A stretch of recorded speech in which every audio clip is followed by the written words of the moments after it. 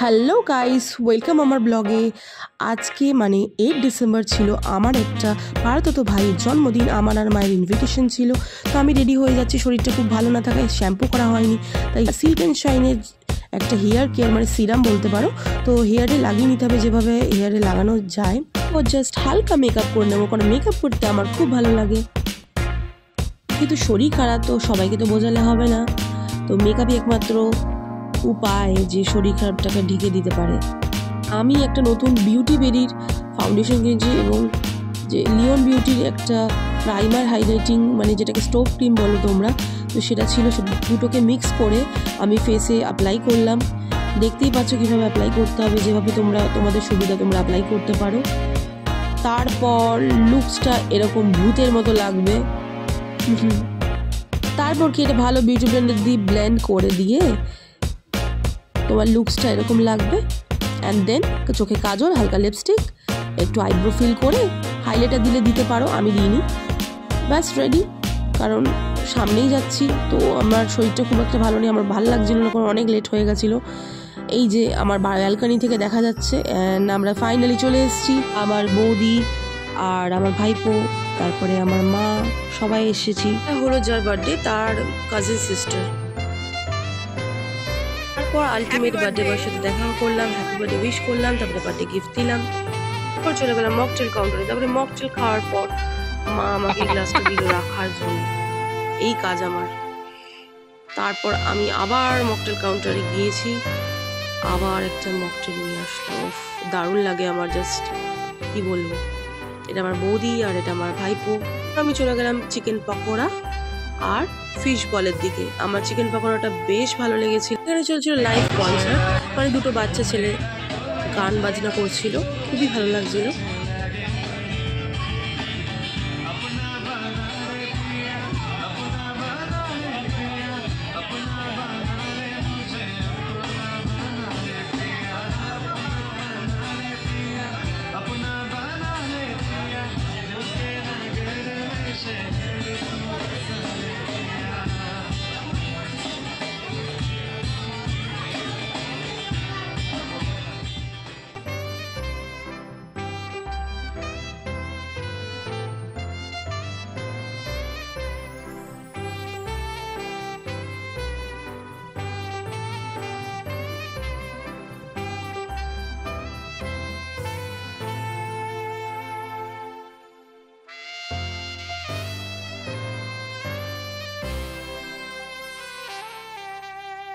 মা একটু কফি খেলো, তারপরে আমি একটু কফি খেলাম, কারণ অনেকটাই ঠান্ডা লাগছিল, শীতের রাত বলে কথা। তো বেশিক্ষণ থাকিনি, মোটামুটি স্টার্টার সব কিছু খাওয়া গেল। বেসিক্যালি অপেক্ষা করছিলাম কেকটা কখন কাটিং হবে, কিন্তু কেকও আমার ফেভারিট।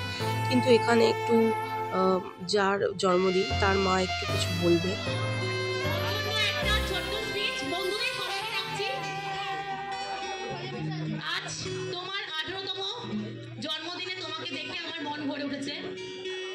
সময় কত দ্রুত বদলে যায়। যে ছেলেটা একদিন আমার হাত ধরে হাঁটতো, যে ছেলেটা আমার চোখে চোখ রেখে বিভিন্ন প্রশ্ন করত, সেই ছেলেটা আজ অনেক বড় হয়ে গেছে এবং নিজের ভবিষ্যতে হাঁটার জন্য রেডি হয়ে গেছে। তোমার প্রতিটা হাসি, প্রতিটা সাফল্য আর ছোট ছোট অর্জনগুলো আমাকে আজও একই রকম আনন্দ দেয়। জীবনে যতটাই ঝড় আসুক না কেন, তুমি সবসময় সাহসকে দাঁড়িয়েছ, এটাই তোমাকে আলাদা করে। মা হিসাবে আমি শুধু এটুকুই বলতে চাই, তুমি ভালো থাকো, সৎ থাকো, নিজের স্বপ্নকে কখনো হারিয়ে ফেলো না। আর মনে রেখো, তুমি যখনই ভয় পাবে, তোমার হৃদয় দরজা, আমার দরজা তোমার জন্য সারা জীবন খোলা থাকবে। আর এইটুকুই বলবো, তুমি আমার গর্ব, তুমি আমার ভালোবাসা, আর তুমি আমার সবকিছু। আর সবার জন্য একটা ছোট্ট আছে। তারপর বার্থডে বয়ের মা একটা খুব সুন্দর ডান্স করবে, তারপরে বার্থডে বয় আর বার্থডে বয়ের মা একসাথেও ডান্স করবে। দেখতে থাকো।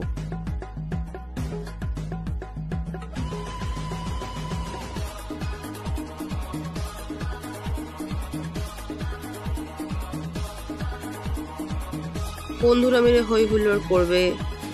তারপর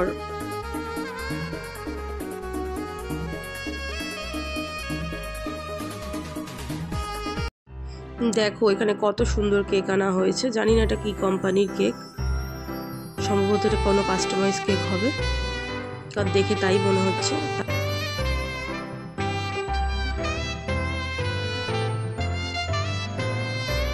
তারপর কেক কাটিং, কেক খাওয়া।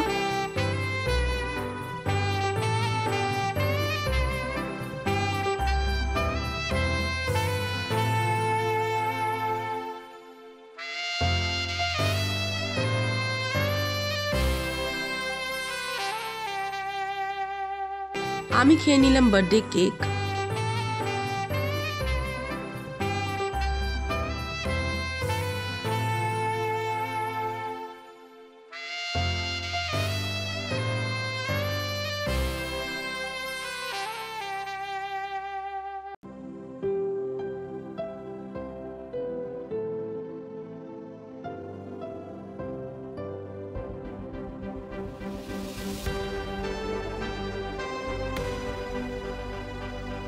এখানে একটি মিষ্টি বাচ্চা মানে প্রত্যেকটা গানে ডান্স করেই যাচ্ছিল নিজের মনের মতন। এরকম নিষ্পাপ যদি আমরা হতে পারতাম, তাই না?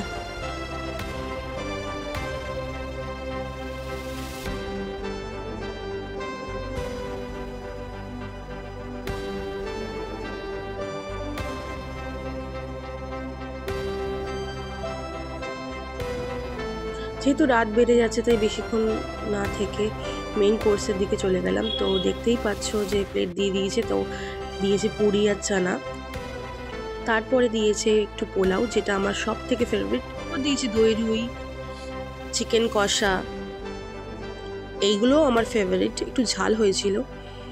তারপর চাটনি, পাঁপড়, রসগোল্লা, সন্দেশ। আমি সব ধরনের সন্দেশ খাই না, তাই আমি সন্দেশ নিইনি। এরপর আছে হজমোলা, আর আইসক্রিমটা বাদ হয়ে গেছে, ওটা ছিল না, ওটা একটু মিস করছিলাম। তো আজকের ব্লগ এই অবধি। লাইক, কমেন্ট, সাবস্ক্রাইব করতে ভুলো না। দেখা হবে নেক্সট ব্লগে।